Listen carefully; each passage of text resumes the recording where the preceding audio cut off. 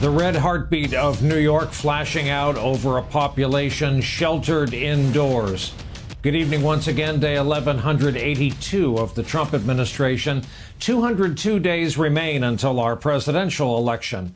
At the White House today, nothing but rosy scenarios in the Rose Garden. The president says, quote, a lot of good things are happening. He is determined to start opening the country again. Today, he said 20 states are doing better. Then he increased the number on the fly to 29.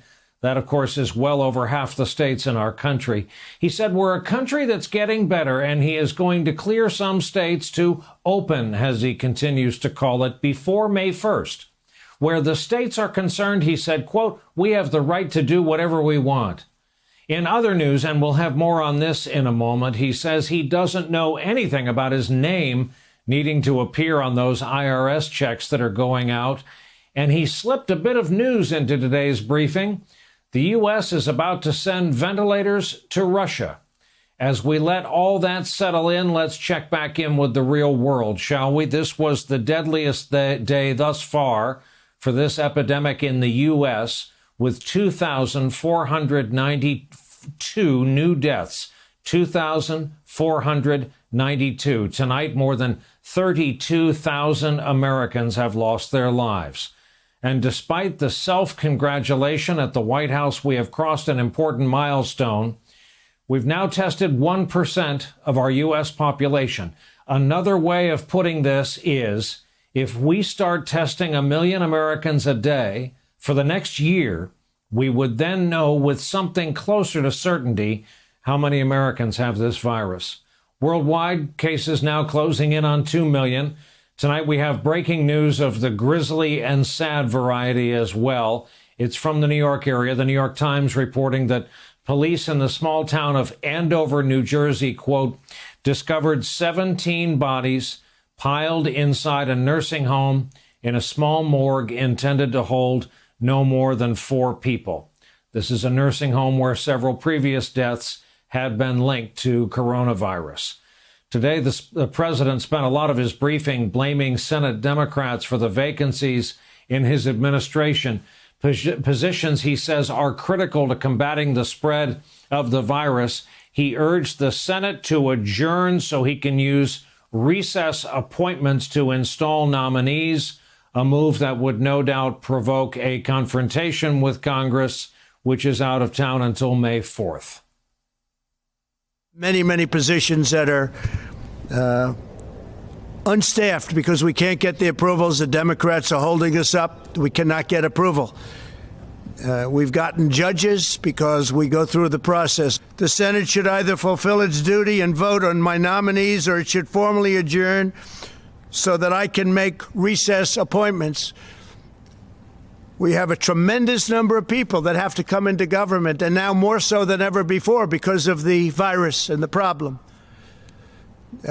We have to do it. Aside from the obvious constitutional issues, the Senate is controlled by the Republican Party.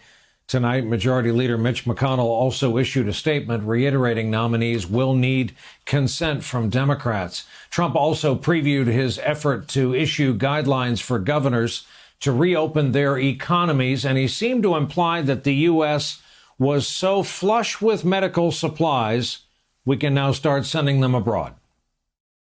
We'll also be speaking to America's governors tomorrow, and then we'll be announcing exactly what's happening. You already know we'll be opening up states, some states much sooner than others. And we think some of the states can actually open up before the deadline of May 1st. Governors are looking forward. They're chomping at the bit to get going. We're going to be helping other nations. We're going to be helping Italy, Spain, France, other nations. And we're going to be helping them strongly. I think Russia is going to need ventilators. They're having a hard time in Moscow. So there that was. While Trump announced that the U.S. had passed the peak on new cases, Dr. Deborah Birx was more cautious in her assessment.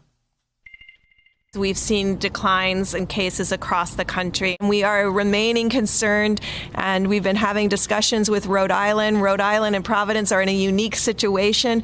First, they had increasing cases from the New York City area, and now they have new increasing cases from the Boston area. We see as a country we're improving. We see as metro areas we're improving. We see as communities, as counties, and as states we're improving. But that also still requires everyone to continue to social distance.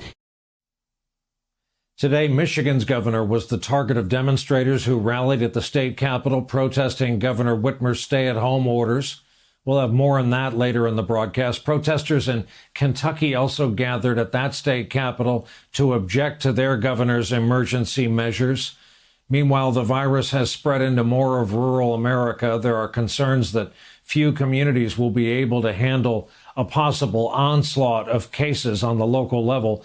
One of the other consequences of this, the rise in cases at meat processing plants. Smithfield, leading U.S. pork processor, says employees at their facilities in Wisconsin, Missouri, and South Dakota have tested positive. That has raised concerns about the meat supply. Today, the Secretary of Agriculture, Sonny Perdue, tried to reassure the public.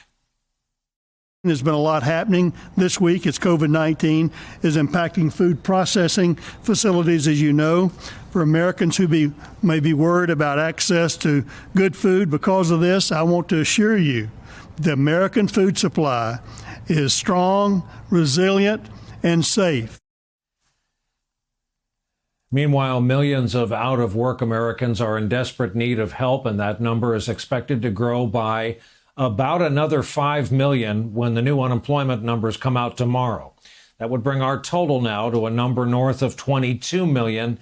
That would be more people than live in the state of Florida. Relief checks will soon be in the mail for those without direct deposit capability, and they will all have the president's name written on the checks. He was asked about that unprecedented move today. Why did you have your name added to these coronavirus relief checks? Well, I don't know too much about it, but I understand my name is there. I don't know where they're going, how they're going. I do understand it's not delaying anything, and I'm satisfied with that. I don't imagine it's a big deal. I'm sure people will be very happy to get a big, fat, beautiful check, and my name is on it. Help for small businesses also in peril. The Washington Post reporting the Small Business Administration was expected to run out of funds by day's end. Then there's this graph from the New York Times, a stark visualization of what's happening to the nation's retail and food sales. It's worse than any previous recession levels. Even as some Republicans are pressing the president to get the economy reopened now, it seems business leaders disagree. The president spoke with CEOs this afternoon. People familiar with the call telling the Wall Street Journal, quote, banking and financial services executives said the administration needed to dramatically increase the availability of coronavirus testing before the public would be confident enough to return to work, eat at restaurants, or shop in retail establishments.